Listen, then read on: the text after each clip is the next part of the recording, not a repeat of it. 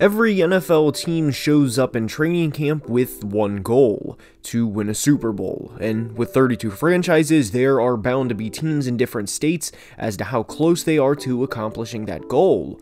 Some teams like the Cincinnati Bengals and Kansas City Chiefs enter each training camp very close, and as we just saw with the Chiefs this past year, they finished the job and accomplished the goal. But for other teams, they probably are not going to make the playoffs this year and are very much rebuilding. Which brings us to the subject of today's video. There are two ways to build an NFL team, and in today's video, we are going to thoroughly dive into each of the two ways, using examples, why they work, and in some cases, why they do not work. And there's a lot to dive into from a roster construction standpoint and everything in between, so without further ado, let's begin.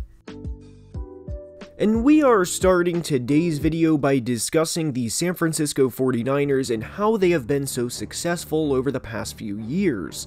When you look at their roster, there is talent seemingly everywhere, and there is not a lot of weaknesses. And there's a reason they've won 10 plus games in 3 of the past 4 years, with the injury-plagued 2020 being the only year they did not win 10 plus games and go to the playoffs.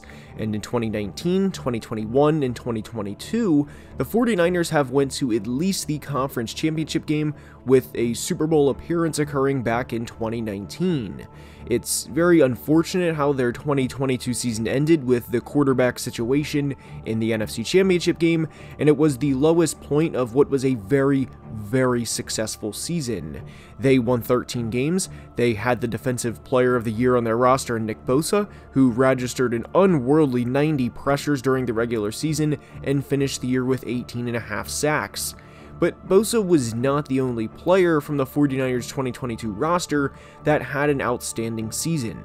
They scored the 6th most points in the NFL, averaging over 26.5 per game, and gave up the fewest points in the NFL, allowing just 16.3 per game. They entered their bye at 4-4, then won the remaining 9 games to enter the playoffs at 13-4. And more specifically, within this 9-game stretch, they allowed just 63 points in the first 6 games coming off of the bye, and given they won the final 9 games of the regular season, they of course went 6-0 during this stretch. And perhaps what was most impressive was it was against 4 playoff teams. Granted, 4 playoff teams that lost in the wildcard round, but 4 playoff teams nonetheless. And how all of this plays into building a team is the 49ers have constructed such a good roster that any competent NFL quarterback should be able to come in, especially during that 6-game stretch, and be able to lead this team to 17 points per game. Because not only are the 49ers not allowing other teams to score, they're also creating turnovers and creating favorable situations for the offense, which in turn makes it even easier for the team to score because they have a few things going in their favor: momentum, good field position, and the other team pressing, because internally they know they will soon be losing to the best scoring defense in the NFL. Also, within this 6-game stretch, the 49ers won the turnover battle 13-3, and to be plus 10 in the turnover margin over a 6-game span, first off, is insane, and second, you better go at minimum 5-1 during this stretch if the defense is putting in that much work, which of course they were. And fortunately for the 49ers, they have great playmakers like Deebo Samuel, Brandon Ayuk, George Kittle, and Christian McCaffrey. If anybody gave up what the 49ers gave up for Christian McCaffrey last fall, maybe aside from the Chiefs or Bengals, people would have said that's way too much for a running back, even as good as CMC is, but for the 49ers, it's fine because they are that good of a team and they can afford to do that. And when Brock Purdy came in at the end of last year, everything, for the most part, went according to plan. Brock threw 13 touchdowns to just 4 interceptions, the team went 5-0 with him as their starter, and they continue to roll right into the postseason. A lot of that can be attributed to head coach Kyle Shanahan and his offense, and of course the aforementioned weapons the 49ers have, but this goes back to how you can build a team in today's NFL. As simple as it is, have great players and great coaches, and for the most part, everything will fall into place. And all of this has been said without mentioning one of the best left tackles in the history of the game in Trent Williams. So where the 49ers don't spend money on a quarterback, they spend a ton of money elsewhere. And they also added a player on the defensive line this offseason in Javon Hargrave, which will only cause more havoc for opposing offenses. And they can do this because they don't have to spend a lot of money at the quarterback position at the moment. The 49ers are not the only team to try this method though, and this method would have more than worked for another team had the quarterback play been average, but unfortunately for a lot of the 2022 season, it was very poor quarterback play, and that was with the New York Jets.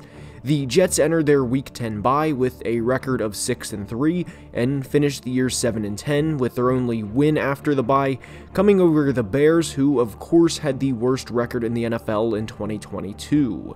The Jets had the 4th best scoring defense in the NFL last year and gave up 30 or more points just once, which was all the way back in Week 2 to the Jacoby Brissett-led Browns. I've been very supportive of everything the Jets have done over the past few years, but they could not nail the quarterback position. That is, of course, before the Aaron Rodgers trade. They nearly pulled off the same method the 49ers used, where they have good players everywhere from Quinnen Williams, Garrett Wilson, Sauce Gardner, and other pieces like Carl Lawson and John Franklin Myers. Head coach Robert Saleh came from San Francisco and knows what a good pass rush can do for you if you invest properly, but they couldn't get the most out of the quarterback position. The bottom line for this way to build an NFL team is to simply acquire talent. The 49ers have a franchise pass rusher, a franchise left tackle, a great centerpiece of the defense in Fred Warner, and even have 2 great receivers in Deebo Samuel and Brandon Ayuk, and it's because of how they've built their roster over the last few years. And the other way to build an NFL franchise is kind of split into 2 ways, but it comes full circle and we will dive into each way. The first is what a lot of AFC teams have done over the past few years, and you can even toss Philadelphia into that mix as well despite not being in the AFC. And it's go absolute balls to the wall while having a franchise quarterback being significantly underpaid. The Bengals and Eagles have done this over the past couple of years, but before they did it, it was the Bills and Chiefs with Allen and Mahomes. And heading into 2021, the Bengals were under a ton of scrutiny as it was preposterous. They take a receiver number 5 overall in Ja'Marr Chase over the future franchise tackle in Penei Sewell because how would Joe Burrow survive for the next 10 years? Basically, the thought process was, great, we have an offensive weapon, but what good is that going to do for us because Joe cannot throw the ball while on the ground? There was a whole meme for it and everything, and 2 years later, the pick, or picks, have worked out significantly well for each franchise, Ja'Marr for the Bengals and Penei for the Lions. But things are going to change soon in a big way for Cincinnati, because Joe Burrow is going to get, and I say the word probably before the number, but he will probably get paid north of $50 million per year for the next 4 or 5 years. And having any player, even as good of a player as Burrow is, take up $50 million of a team's salary cap is going to drastically change what you can do from a roster construction standpoint. And by the way, the Bills and Chiefs, aka teams that have already paid their quarterback, will be ecstatic when both Burrow and Ja'Marr get paid because it will limit what Cincinnati can do elsewhere. With the success these teams have had over the past few years, and Kansas City over the past 5 years as they've went to 5 straight AFC Championship games, this has kind of had a trickle-down effect for the rest of the conference. Because if you don't have a quarterback that can go toe-to-toe with these guys with the season on the line, or don't have a downright insane defense, well, your season in a lot of ways is over in either the wild card or divisional round of the playoffs before it gets started. Unless you are betting on a game from Joe Burrow or Patrick Mahomes in January where they throw 3 or 4 interceptions and give the opposing team 17 or 21 points that does not have an elite quarterback, it's tough to compete in the AFC, and that is the biggest understatement of understatements. And I think this is why the Texans took CJ Stroud with the 2nd pick in the draft, and why the Colts took Anthony Richardson with the 4th pick in the draft, and Indy more specifically taking Richardson over Levis. The Texans needed a franchise signal caller in the absolute worst way, and they could not afford to trot out Davis Mills or Case Keenum on opening day in 2023, so their situation is a little different. But for Indy, it was two boom or bust prospects in Levis and Richardson, and they went with the player who could be the biggest boom in the entire 2023 NFL draft. He, of course, could become a bust too for that matter, but I feel like in today's NFL, you have to take this swing on what could become one of the best quarterbacks in the NFL. Yes, there's a ton of risk with Richardson, but the supporting cast is there. Jonathan Taylor, Michael Pittman, Josh Downs, and of course Quentin Nelson, Ryan Kelly, and Braden Smith up front, but with how the Colts' last 3 seasons have gone and progressively getting worse record-wise and how their seasons have ended, I 100% love them going all in on what could be one of the best picks from the 2023 draft. Because are you going to beat Patrick Mahomes or Joe Burrow when it matters with a 39-year-old Matt Ryan? And for any wise guys, yes, I am aware the Colts beat the Chiefs in Week 3 of the 2022 regular season, but how did it go for them after? Atypical games happened, and the Chiefs losing to Indy a week after the Colts were shut out by the Jags is certainly atypical. There are teams that have tried other ways to build a franchise, like the Commanders, for example, who tried a route kind of in the Colts mold where they have a good roster and do not have the quarterback, but it's failed over the past few years, and they haven't won a playoff game in nearly 20 years. Having a quarterback is, of course, the most important part of building a franchise, obviously, but if you have a great roster and a great coaching staff, it's not the end of the world. And to be clear, the 49ers tried to acquire a great quarterback of their own when they traded up from number 12 to number 3 in the 2021 draft to go up and get Trey Lance, which unfortunately has not worked out for them so far. But if you look at some of these other teams, like the Raiders, for example, you can take a glance at their roster and reasonably assume they are not going to be a very good team this year. Jimmy G is not going to lead this team to 13 wins, especially in that division.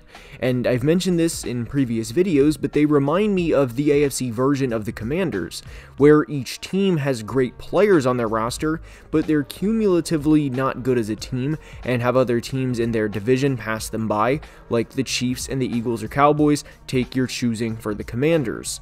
Some team building takes longer than others, and we are seeing that with the Chicago Bears, who are slowly building a team that went from the worst in the NFL to who knows how they'll do in 2023, but you can start to see the vision they have in place for their long-term outlook. Atlanta has acquired great talent as well at several positions, but are lacking the most important position in sports. And at some point, GM Terry Fontenot will have to acquire the quarterback of the future. I personally don't believe Desmond Ridder is, but I can see the vision he has for Atlanta for the coming years. Terry Fontenot, that is. Having an offense with Bijan Robinson, Drake London, and Kyle Pitts, along with that offensive line led by the highly underrated Chris Lindstrom, is a very, very good supporting cast for any quarterback to have. And when they do get their franchise quarterback, they're going to be a very dangerous team. But that's all I have for today. I hope you enjoyed. If you did, please like the video and subscribe to the channel, as it would mean the world and help the growth of the channel tremendously. My Patreon and Twitter links are in the description if you'd like to support the channel, and until next time, please be safe and have a great day. Love you guys.